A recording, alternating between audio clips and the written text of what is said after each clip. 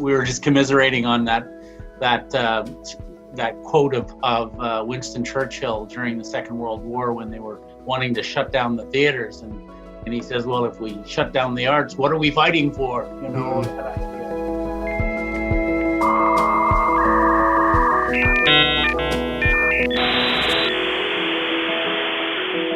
Hello, Angelika and John Dawson. Thank you so much for joining me and being willing to chat a little bit about your involvement with Gallery 7 Theatre and why you've been such great supporters over the years.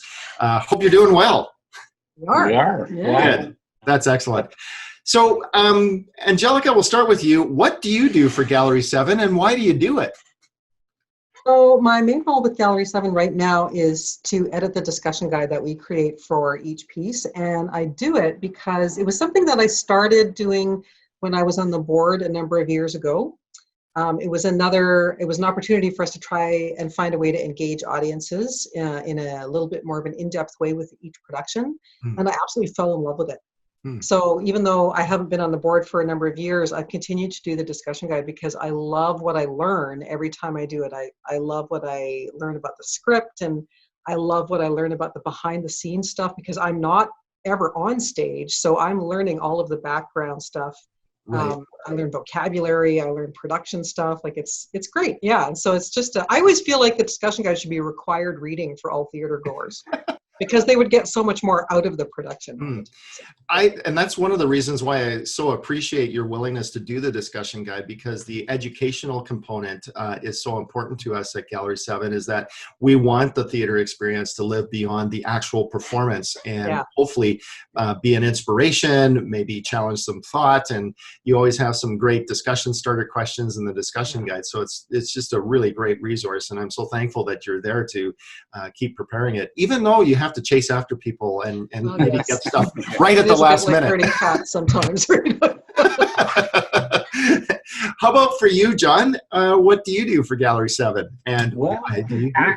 I guess. I mean, I've toyed with the idea of playing some of the technical things, but I really, really love the stage. Maybe I'm just a diva at heart. I don't know. But no, I guess it's one of those, it's the question about why live theater, but I find even as an actor, the live theater experience is such a rich experience. Every show is its own show. It's, and it just, you have this engagement with the audience that you just don't get in other mediums, right? And it's something that I'm sure we're all grieving a little bit under COVID, because it's just, doing things from your basement in a recorded fashion is lovely, and I love the fact that we get to do that kind of thing. But no, I have enjoyed being on the stage and working with some amazing people. We'll talk about that. Yeah, I think you're so right in terms of the community connection, whether it's the communal connection between the performer and the audience member, or the audience gathering together to hear a story be told, or even the community of performers and technicians and volunteers getting together to share these experiences with people. We've tried to emulate it with the live stream, but you're right, it's not quite the same. We're kind of, as people, we're built to be together physically. So yeah, it's interesting you say that. I have to say, just for the folks that are watching this, you folks have been involved, or John and Angelika, you've been involved with Gallery 7 since the days we were in Ebenezer, I think. Yeah, for sure.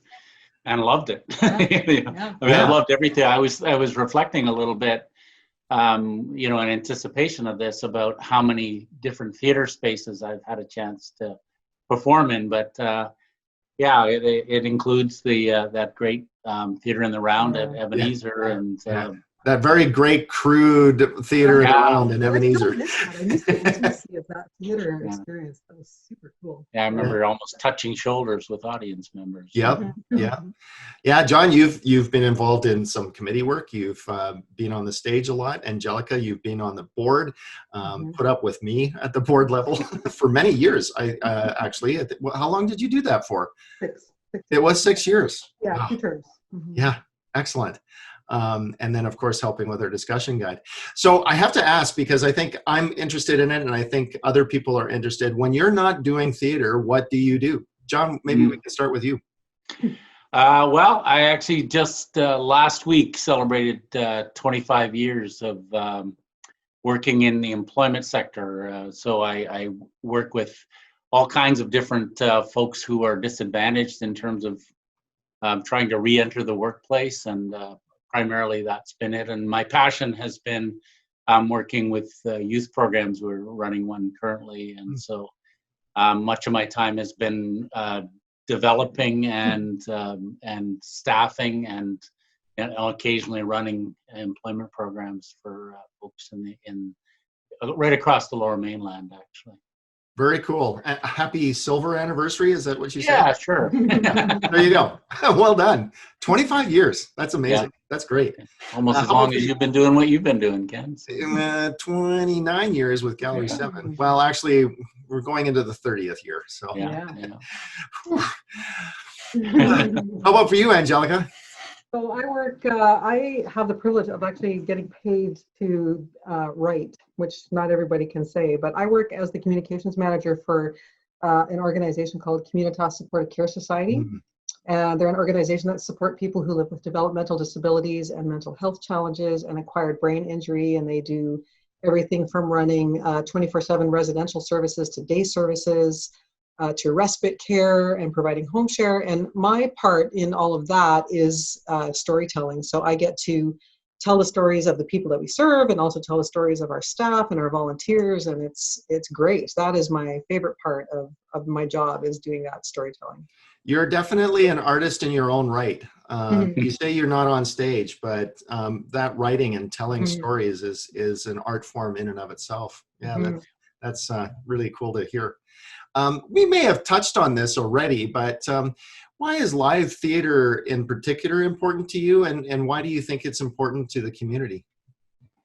John, you want to take a stab at that one? Yeah, well, I think we touched on it, and I think both Angelika and I we were sort of, it's been a part of our marriage probably since the early 90s. We can thank people like Pacific Theater and Bard on the Beach gave us an introduction to just the joy and the power of live theater. I mean, it's an experience like we never got anywhere else. And so I think that's, I am just, we're totally committed to the idea of live theater.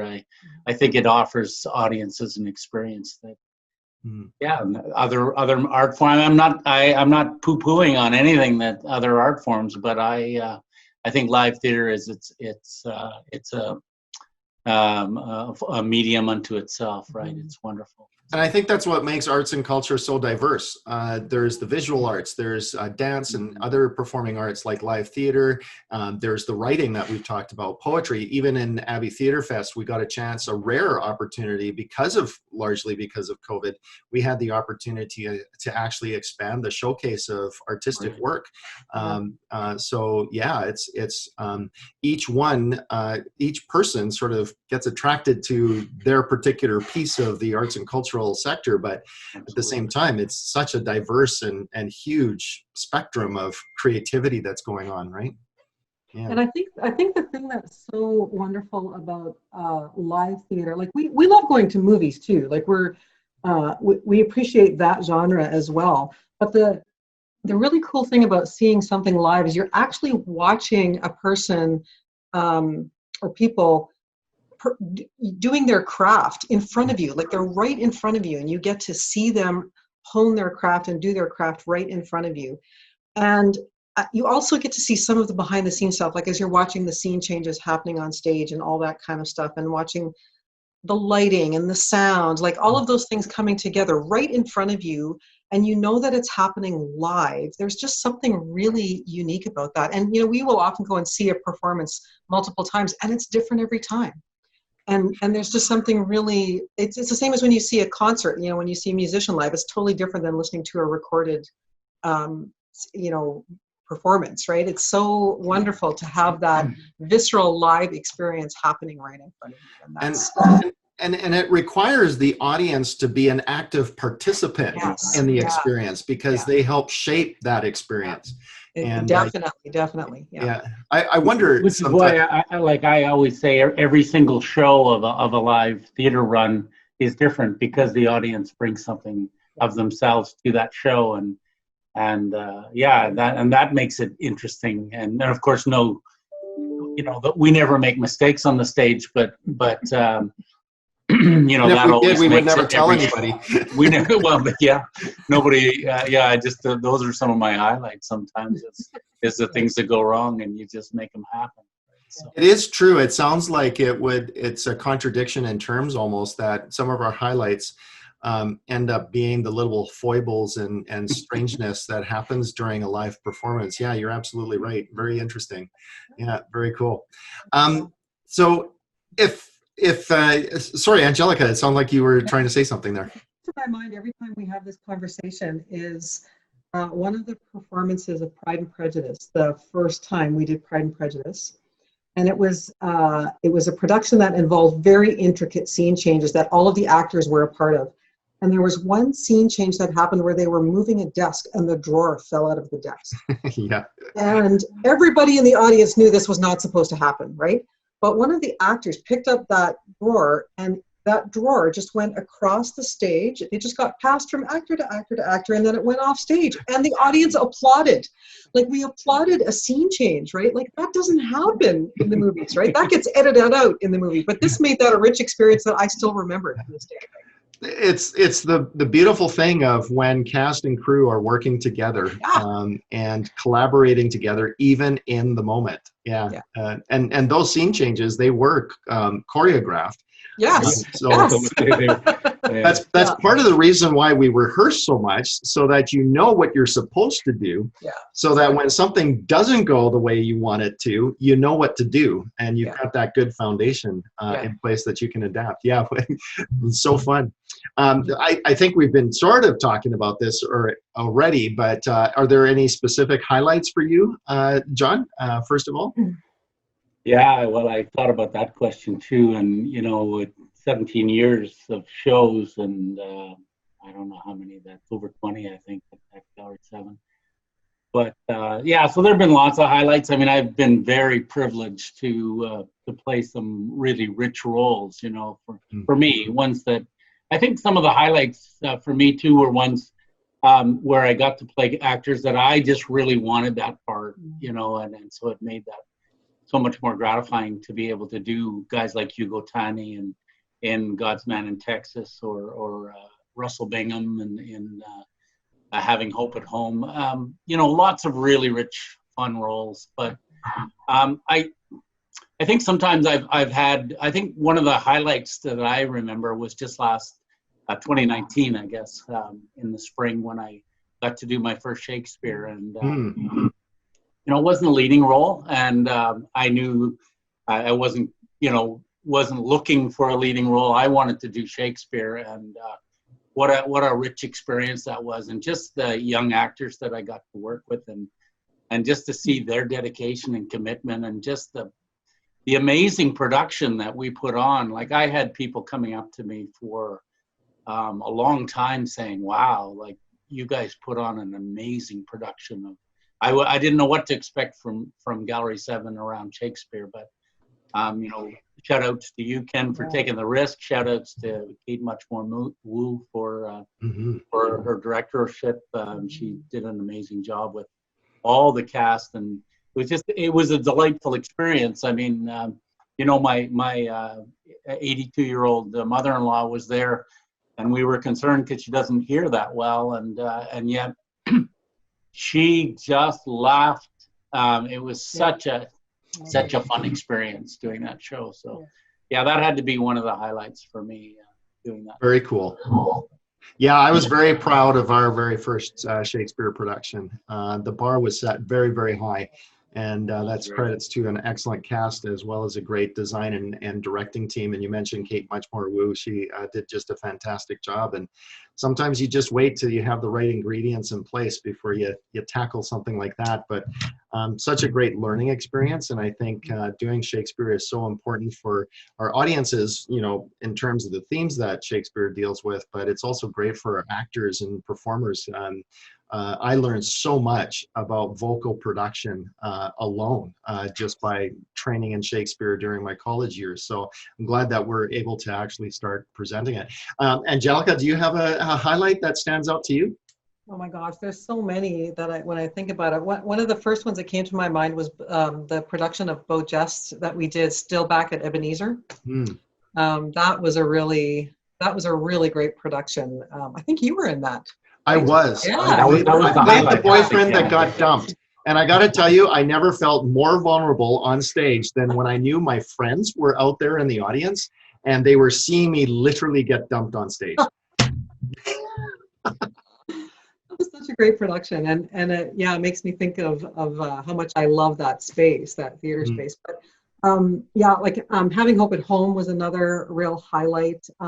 Some of the musicals that we've done in the last number of years, Fiddler on the Roof, Beauty and the Beast, like, yeah, just the production quality of those was just, you know, through the roof. Like yeah, there were some times when I just walked out of the theater and I went, wow, like I am so proud of what has just happened there. It was such a great experience. So yeah, Shakespeare was also a highlight for me because we're huge Shakespeare fans, and yeah, that was Midsummer Night's Dream was just brilliant.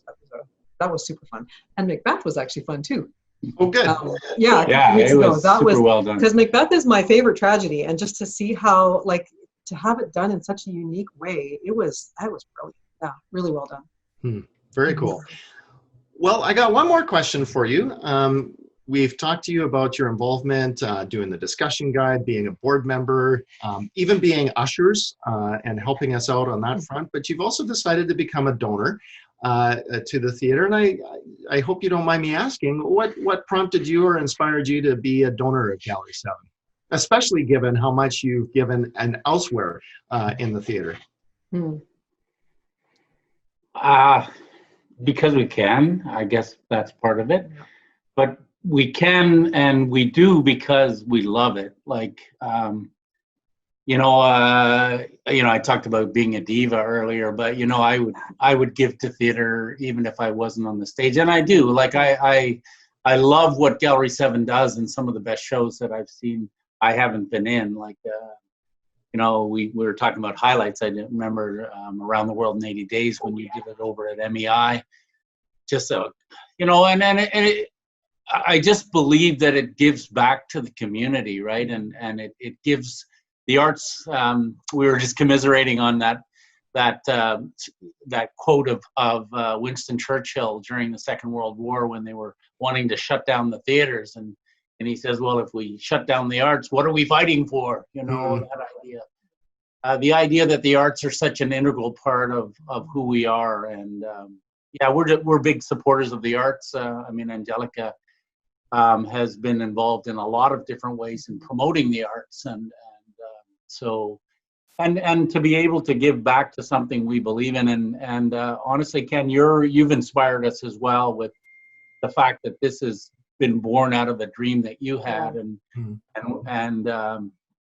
and you continue to grow it, and you know, I've seen Gallery 7 productions again that I haven't been in that I say would rival a lot of professional theaters, and so I'm proud to be a donor of Gallery 7 just for that reason.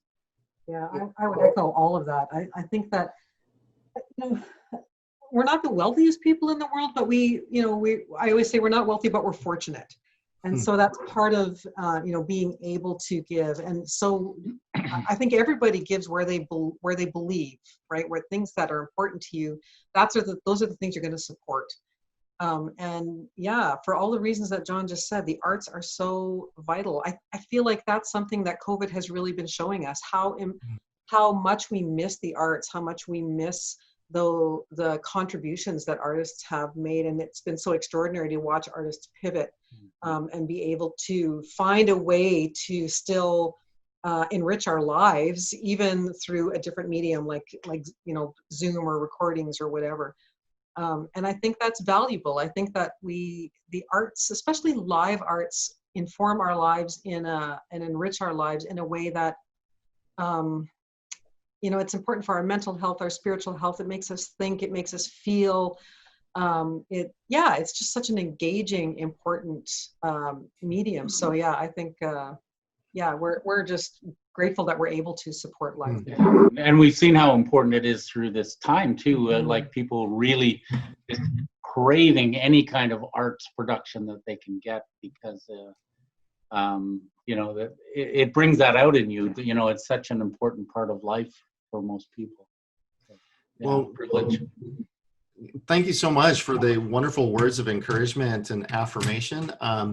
I say this so many times, especially at our year-end barbecues with our volunteers, that, you know, this theater really is not a one-person show. It is a community coming together and supporting it, whether it's sitting in our seats, getting up on the stage, helping out with discussion guides, and or ushering on the front doors. It really takes a community to make this theater happen. And I am just so thrilled and just amazed at how many people have jumped into the vision that is Gallery 7 and being a part of it. And you guys have been such an integral part of that through many, many, many years. And I don't get to say this very often, but I'm going to take the opportunity right now just to say thank you, both you and John and Angelika, for your tremendous support. Even just in those beginning years around God's Man in Texas, we were still in Ebenezer. Angelika, you were trying to tell our story through media publications and stuff, and just felt so affirmed and so encouraged by that support. So thank you so much. Thank you for taking the time again to talk to me and to share about your experiences at Gallery 7 and why you've chosen to be a supporter. I know that those are kind of, you know, bold questions, and I just appreciate so much your willingness to do that. So I want to wish you and your family a very Merry Christmas and a Happy New Year, and I'm looking forward to you. You too. working with you again in the very near future. Yeah, you bet. Thank you, Ken. Thank you.